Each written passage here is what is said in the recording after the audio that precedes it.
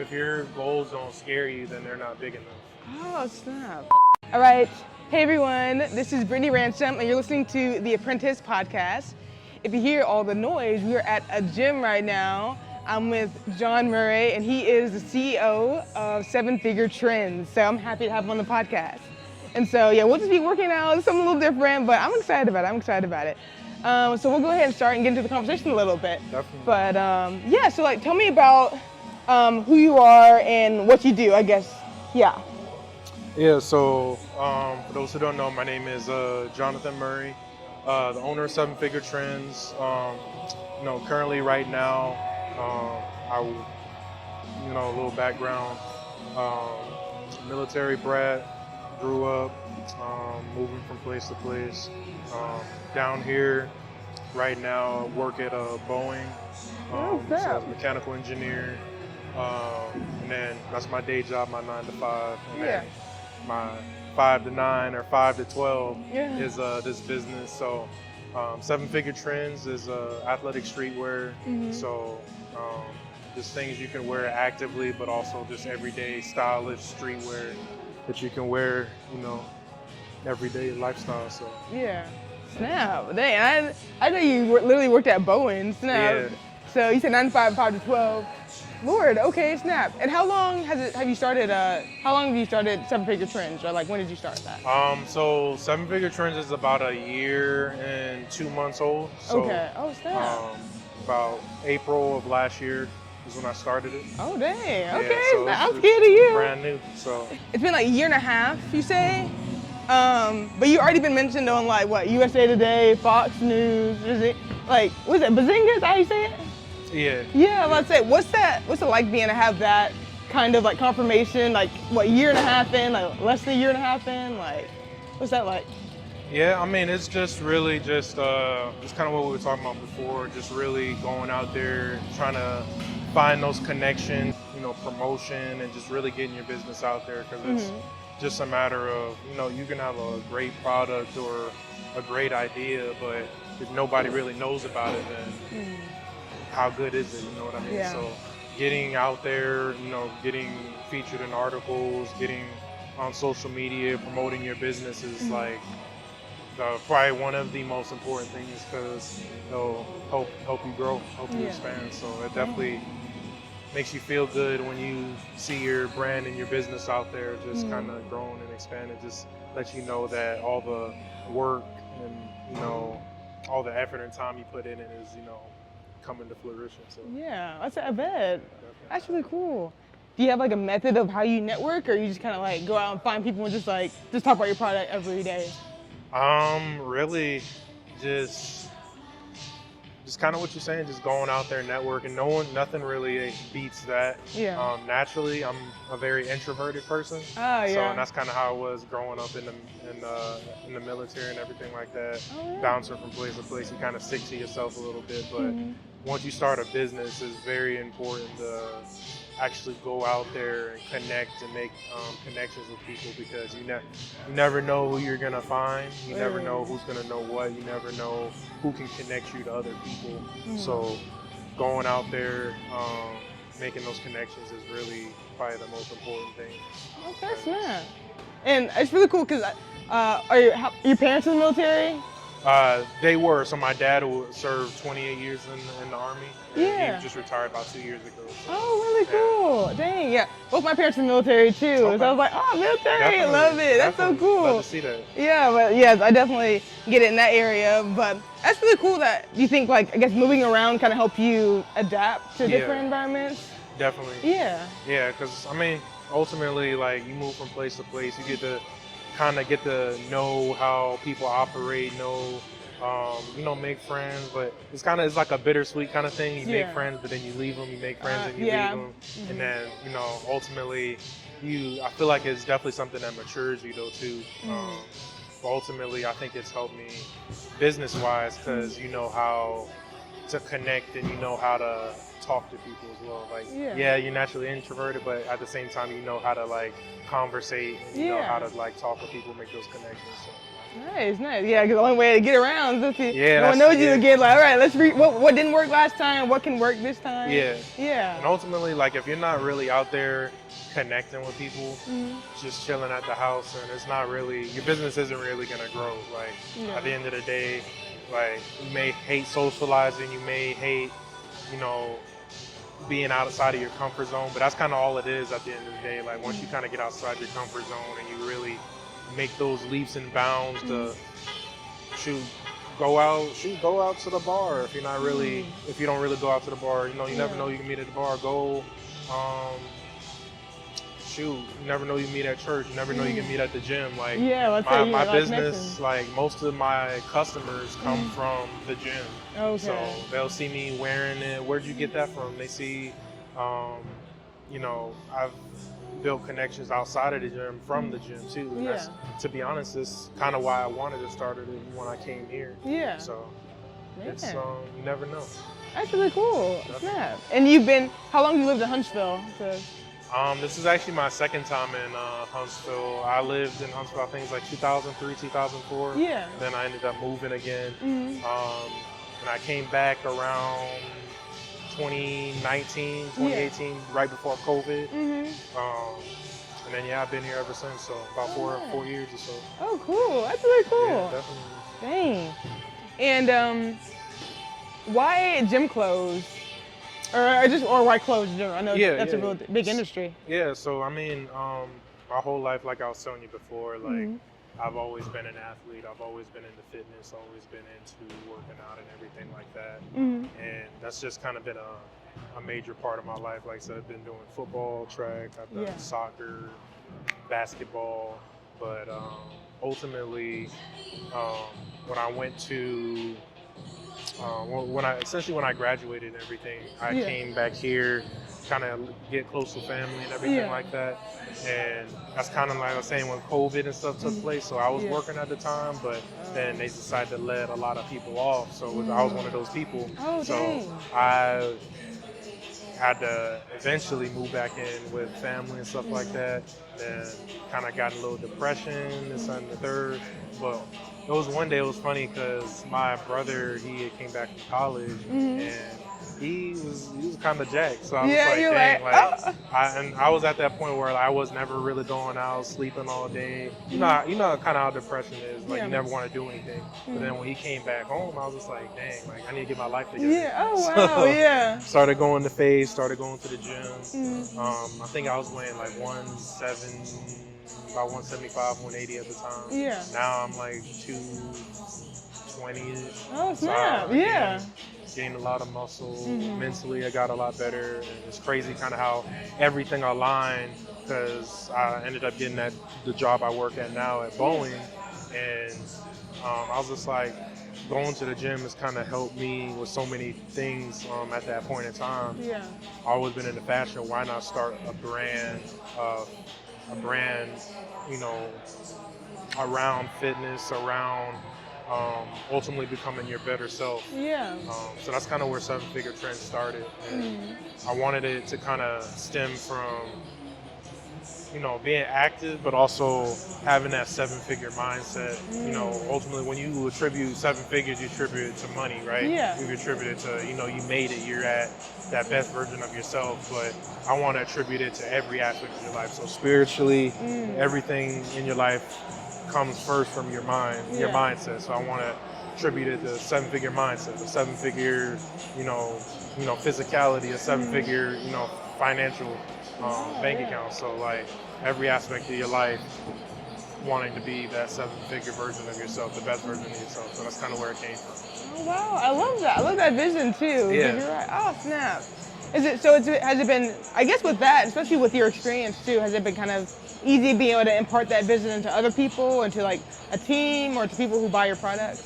Yeah, and to be honest, it's like at the gym, like it's kind of easy just because like everybody that goes to the gym, I feel like is battling something, whether it's losing weight, gaining weight, someone just broke up with you. Yes. So, you know, so you at the gym for a reason, right? So like, I feel like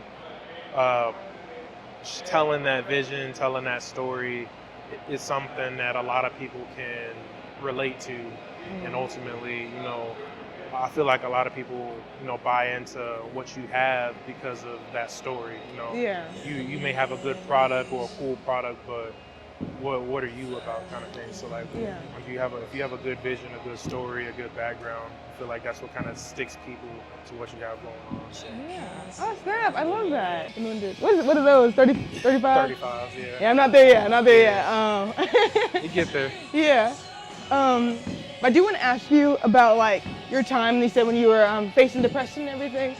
What was some of the trials you had to overcome in getting from that state where you were like, I need to change, and to where you are now? Anything like specific you had to? Any habits or yeah? Yeah, like I said, that time, like I was kind of on my own at that point, but that point where I had to move back in with my family at that time, it's just like you feel like you're kind of going backwards. Yeah. And that's what, like I said, and like most of the days, just no job, just sleeping all day, not really being productive. Yeah. But I feel like everybody, especially when you're coming from a low point, there has to be some type of click, something that just kind of is like, I got to do better kind of thing.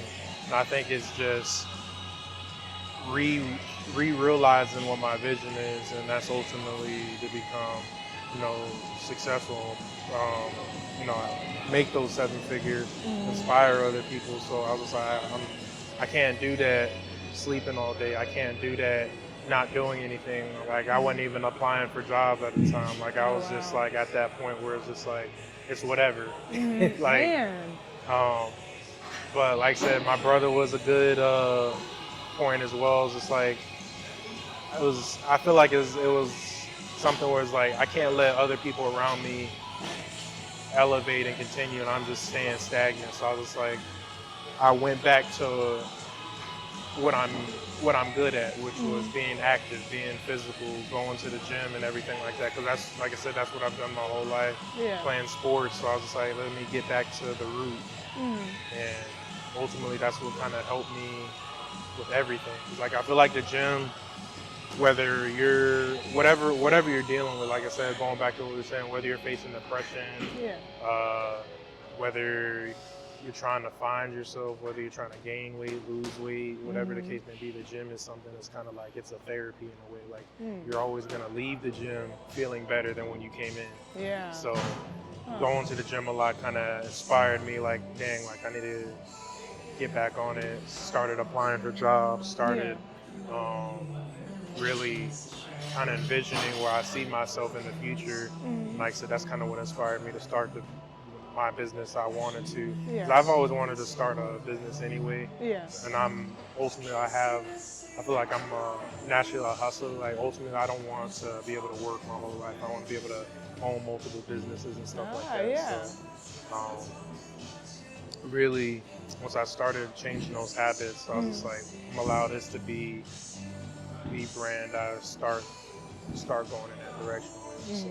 Well, nice. Hopefully I answered your question. Yeah, you answered your question. Yeah, that's really cool. That's a good foundation to start, like you said, to go to those multiple businesses one day. Yeah. So I know I sound like you already have some multiple businesses in mind already. Like what you're gonna go after? Yeah. Like real estate is one of my main ones I want to do. Yeah. Vending machines. Turo. What's that third one?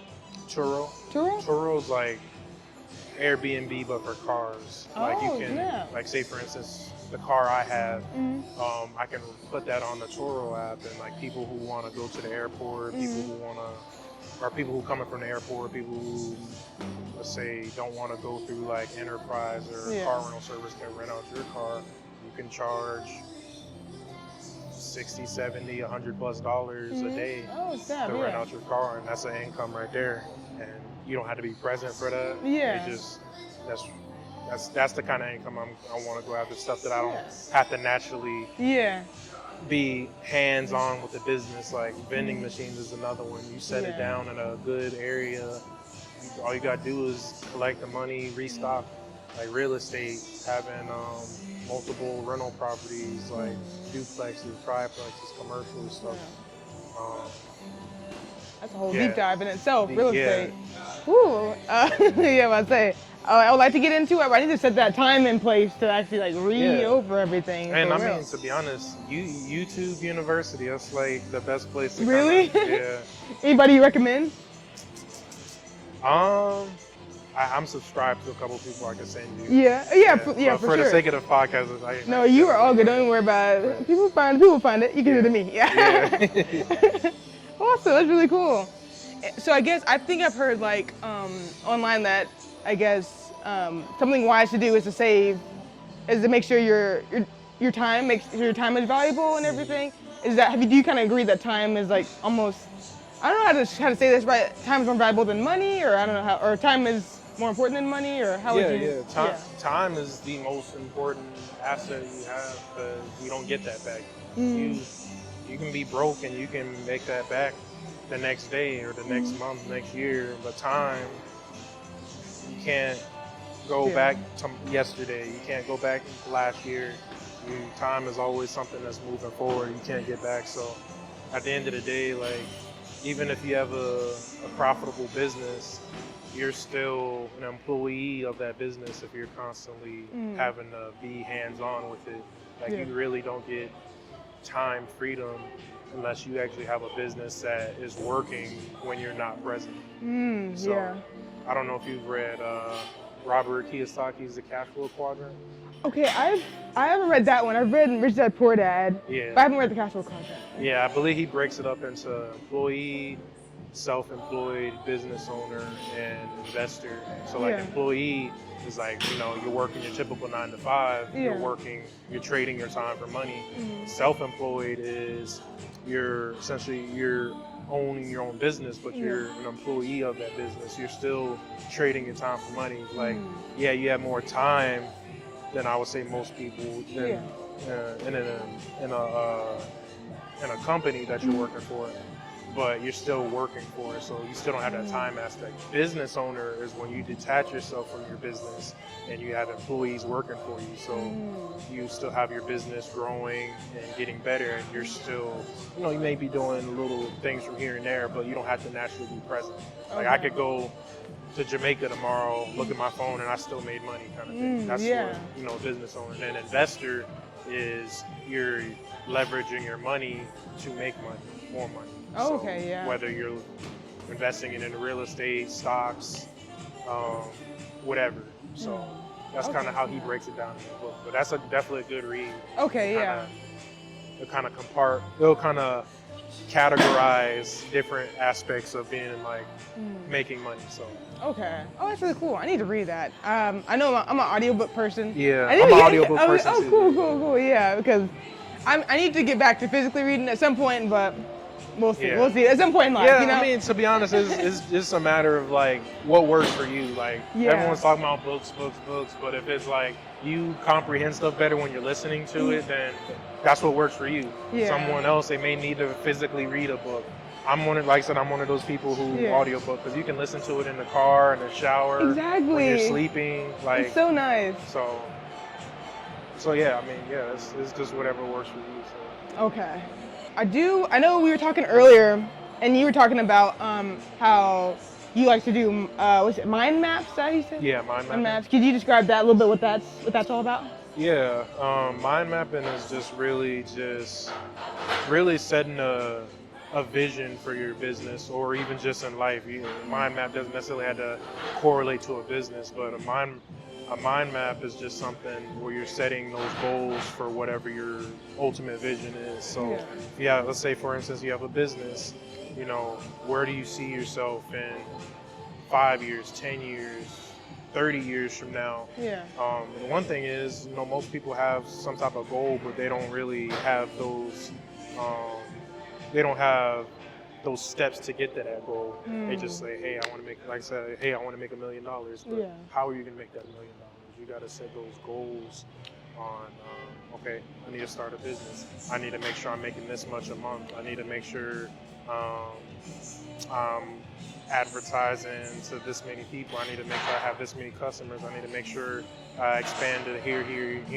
That's how I'm going to make $1 million. So it's really just putting everything in your head on paper and kind of structuring it on how you're going to get from point A to point Z. So Say for instance, with my business, 7-figure trends, like, how am I going to get to 7 figures? Well, ultimately, starting from point A, you need to have inventory, you need to have, pop-ups, you need to sell social media, you need to, grow and expand different areas, you need to, find different products that, people can correlate to, you need to, hire out things, you need to, you're pretty much building out what you need to do to get from point A to point B. So. Okay, snap. Okay, dang. Yeah. And how do you make sure that you stay realistic in a way when you do that? 'Cause I know sometimes you make too big of goals and it's like, actually, this is kind of scary. I don't know if I actually do this. To be honest, I'm someone that's for that. Like, oh, really? Let's say you want to make $1 million. Instead of saying you want to make $1 million, say you want to make $100 million. Because if you fail, what if you try your hardest to get to 100 million and you fail at making 7 million? You wanna have 10 stores. Let's say you fail, you have 5 stores. You still did what you need to do to get there. Like, is failure. That's what I say. Most people kind of like deter from is failure. Like, it's good to fail. It's good to like mess up because it teaches you on what you need to do next time to get there. Yeah. Like, I believe I failed quite a bit to get to where I'm at today. I still got a long list of things I need to do to get to the next level. So like, I feel like if you wanna, like, let's say have you heard of the term shoot for Mars? Worst case scenario, you land on the moon. Oh, I think I've heard that. Yeah. Like, you made it to space. Yeah, that's true. It's like you can't get upset on the huge goals you wanna set for yourself. And worst case scenario, or best case scenario, what if you get that goal? So it's like you can't be scared to make $1 billion because if you don't set that for yourself, then you're not gonna do it. I'm also one of those people. You gotta speak stuff into existence. What you say and what you think is who you are. So. Kind of like what the Bible says, as a man thinketh, so is he. So you gotta speak your vision, you gotta speak life into what you got, because at the end of the day, like, if you don't believe you can, then nobody else will, especially in business, because you're gonna have hundreds of people doubting you, hundreds of people just waiting on you to fail. If you're one of those people that buys into that, then you're never gonna be successful. But you always have to constantly expand and elevate your mind, so that you can get to that next level. And then ultimately, people are gonna believe you. People are gonna see it because they see you consistently.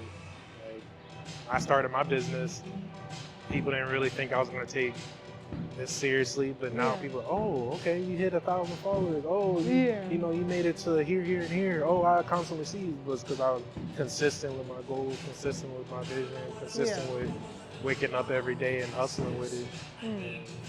It's okay to be called crazy. It's okay to say you have too big of goals, too big of a vision, because that just means you're doing something right. That's my thought process. No, I like it. It's good. I need to make some bigger goals then. That's what I'm realizing. How often do you come to the gym again? What'd you say? How often do you come to the gym? About 5 days a week. 5 days, okay. Typically Monday, Tuesday, Wednesday I have off, Thursday, Friday, and either Saturday or Sunday is my next off day. So I try not to have them back to back. But about 5 days a week. Okay, nice. I used to do 6 days, but really? my body was super tired, so I was like, let me push it back. So 5 is pretty good, I'd say. I'm trying to get to 5, because usually I'm just 3, but I'm like, okay, let me try to take this more seriously now, Yeah, and it's just really, because I was never like, oh, I want to go to the gym, especially when I started. I didn't want to get a membership here. Oh, really? Like, because I was going to just like private gyms or just local gyms in the neighborhood that are a little free pretty much. But like, once like I kind of forced myself to get a membership here, because I was like, if I start paying, now I have to go kind of thing. Exactly. Yeah, so I was just like, let me do it. And then I just started going from there. And then I make it a rule for myself too. Like, I'm not allowed to leave work, or I'm not allowed to go home until I go to the gym. So Okay, nice. yeah, so That's really good. I go straight here right after work. So Okay, that's good. By the time you get home, oh yeah, I'll be out. it's done. Yeah, It's I'll over. be Sleep. So Oh my gosh, please. But I know before you talk about how you failed a couple times to get to where you are, can you talk to, like what's one of your, I guess, most impactful failures or biggest ones or one you remember the most, whichever one? One I would say in the beginning is trying to go too big, too fast, inventory wise. At least when I first started, my first collection was like, I had shorts, t-shirts, hoodies, and then hoodie shorts. Hoodie shorts? Well, jogger shorts. Okay, yeah. I was like, what? And I had like 4 different colors. Yeah. So I spent a big bag on that, to be honest. And like looking back at it now, I would have probably started with maybe just hoodies at the time, or maybe just hoodies and joggers at the time. And then next collection, just do tees, and then next collection, do that. Because like in the beginning, especially when you're starting out, I didn't necessarily have like a market yet. So it's just like I didn't have consistent buyers. So having all these different colors, as a psychology-wise, when you have too many options for people, ultimately they never make a decision. But if you have like 1 or 2 options, they're easier to buy or purchase from you. So that was one thing I had to learn. Because I could have saved a lot of money if I would have did that.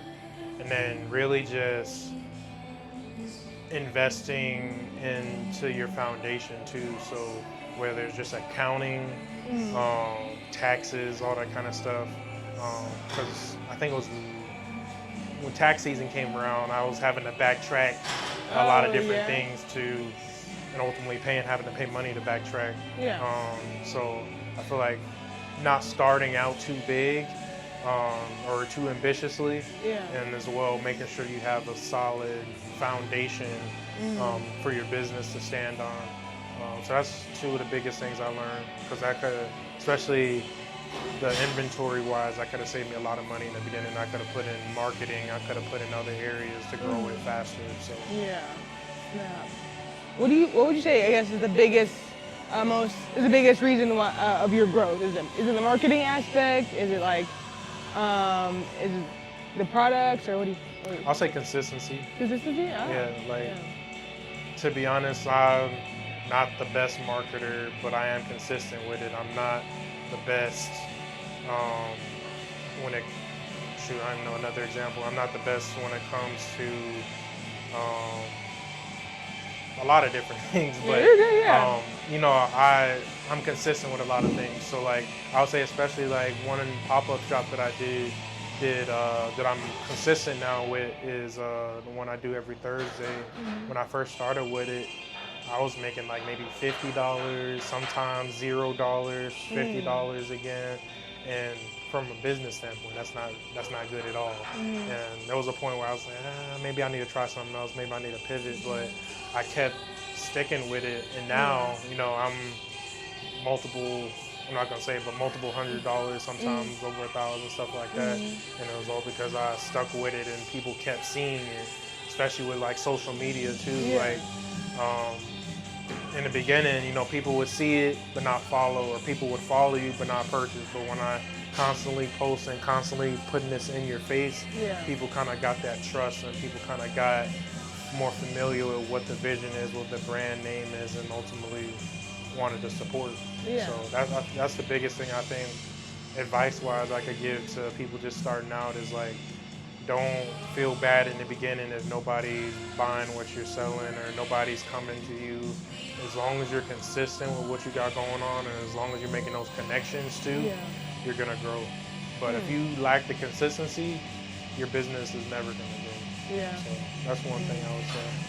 Yeah, I appreciate it. I need that for myself because it can get tiresome. And you're gonna self-doubt yourself sometimes, like especially when things aren't working. I came here, I didn't make any money.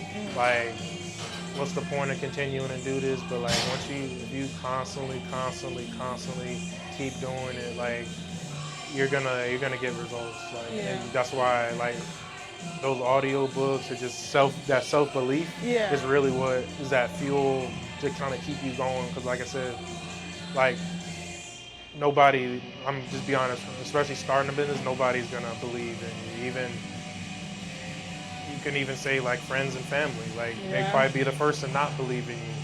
That's fun. especially like when it comes to purchasing, like before starting a business, it's like, oh yeah, I'm gonna buy that, I'm gonna support you. You start the business, crickets. Yeah. Like you don't hear from Lord. them, kind of thing. Yeah. But that's just society. That's just how people are. But that when you contribute that consistency, when you start doing things over and over again, and people can see, because one thing is people may not support you in the beginning, but they're gonna watch you. But when you're consistent with everything, and they're constantly watching you, they're just like, all right, bet. Like they're serious about what they got going on. They're serious about their business. Let me go ahead and support you. Let me go ahead and get that. Let me go ahead and see what you got going on. Yeah. So. No, that's really good. I'd say because something like that, I guess they're just never going to support at some point. Yeah. But and at the end of the day, if they don't, then they may not be the people for your business. There's always somebody else that will. That's why how I think is you may not support me, but somebody else will. Yeah. And it's just a matter of finding that person. Oh, wow. So. Nice. Okay, that's really cool. I wanted to ask you about. They say you read a lot of books and everything. You have a lot of knowledge to spit out. I'm just like, okay, like let me rewatch it over so I get all the notes down. Like, do you have like a mentor, or do you or like say YouTube University or books, or like what all goes into you, I guess? I mean, ultimately in the beginning, I would say YouTube is kind of what helps me just constantly have that mindset. Yeah. Because I learn from multiple different people on YouTube, and they'll recommend different things, and I've even bought like different programs, mentorship wise, that help with my business and everything like that, marketing wise and other things like that. So yeah, I think. Nice. What's the biggest thing you've learned, I guess, in starting your business journey? Going back to the consistency aspect. Yeah. Because, like I said, I've always been like a hustler. I've always been like entrepreneurially minded, but there's been times where I like to do a lot of different things at once. Like I'm gonna do this, I'm gonna also do this, I'm also do this, I'm also do this, and I would kind of burn myself out, and none of those things would work. Yeah. But especially with this business, this is the first actual business that I actually put all my energy into. Because there'd be times where I'd be doing investing, looking into real estate type stuff, trying to do other stuff, and none of those would just work. So once I did this, I was like, I'm gonna actually make an LLC. I'm gonna actually get a business bank account. I'm actually gonna get taxing, tax account. I'm gonna actually build this brand up and become really, really, really good at this, so that now I can go into this. Now I can go into this because I actually built the foundation first. So I would say just being consistent with one thing so that you can actually, go and do other things. Okay, that's really good. Yeah. Was it hard to choose this one thing versus like real estate and everything, or was it pretty... To be honest, looking back at it, I probably, knowing what I know now, I probably would have started with maybe something different. Yeah. But that doesn't mean I regret doing this business, because like I said, this business has taught me a lot. But the only aspect is